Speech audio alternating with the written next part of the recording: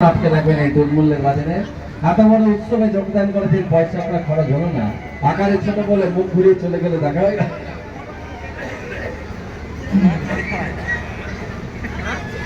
এরকম ভেতর থেকে সুন্দরী নাগিন কন্যা কথা বলবে, গলার আওয়াজ কণ্ঠস্বর আপনার কানে চলে যাবে। নাগিন কন্যা নাম বলে দাও। নাম প্রতিমা রায়। মেয়েটির নাম হচ্ছে প্রতিমা রায়। সুন্দরী প্রতিমার মতো দেখতে, তাই প্রতিমা নাম। দেখে না, গল্প করা যাবে তো। 30 টাকা, বেশি না। বাচ্চার থেকে লাগে না। তুমি কি কি খাও বলে দাও। দুধ, ফল, মধু। এই সাপের মেয়ে নাগিন কন্যাকে খেতে দিয়ে কি জানেন ভাই? দুধ, ফল আর মধু। সে এক্ষুনি খাবে, তার খাবারটা সে খেয়ে দেখাবে। তোমার বয়স বলে দাও। বয়স 18। 18 বছরের মেয়ে। সাপের দেহ আছে, মানুষের মাথা আছে, কিভাবে তাহলে বেঁচে আছে? তোমার বাড়ি কোথায়? বাড়ি সুন্দরবন। সুন্দরবন। সেটা অনেক দূরে, সেটা কলকাতা থেকে জলপথে যাবে। ওখান থেকে এসছি আমরা। 30 টাকা টিকিট কেটে দুহাত দূর থেকে দেখে যদি আপনি বলতে পারেন ভালো নয়, আমি তো আপনার পয়সাটাই ফেরত দিয়ে দেবো।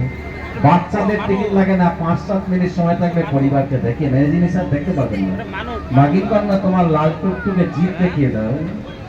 যারা ভেতরে মনসা কন্যাকে দর্শন করছেন, লেজটার দিকে তাকান। দেখুন মেয়েটি লেজ নাড়াচ্ছে, দেখবেন দেখুন লেজটা নাড়িয়ে দেখাচ্ছে। এবার আর পেটের দিকে একটু তাকাবেন। শ্বাস নাই কিভাবে দেখে নেবেন? শ্বাস নিয়ে দেখাও। মেলা প্রাঙ্গণের প্রত্যেককে নমস্কার জানাও। নমস্কার। এবার আহার করে দেখাবে। দেখুন বেচারির হাত নেই, পা নেই, বেচারি একা একা খেতে পারে না। তাহলে কিভাবে খাই? মনসা কন্যাটি দেখুন, সেই কারণে ভেতরে রিং মাছটা খাবারটাই মুখে ধরছে, দেখে না? গ্লাসে করে একটু দুধ আর ফল ধরছে মুখে, মেয়েটে খেয়ে দেখাচ্ছে। দেখুন যারা দেখছেন ভাই, ছবি তুলবেন, ভিডিও করবেন। খাওয়া হয়ে গেলে আপনার কথা আপনি বলে নেবেন। আমি আমার কথা বললাম, আপনি কিন্তু আপনার কথা বলে নেবেন।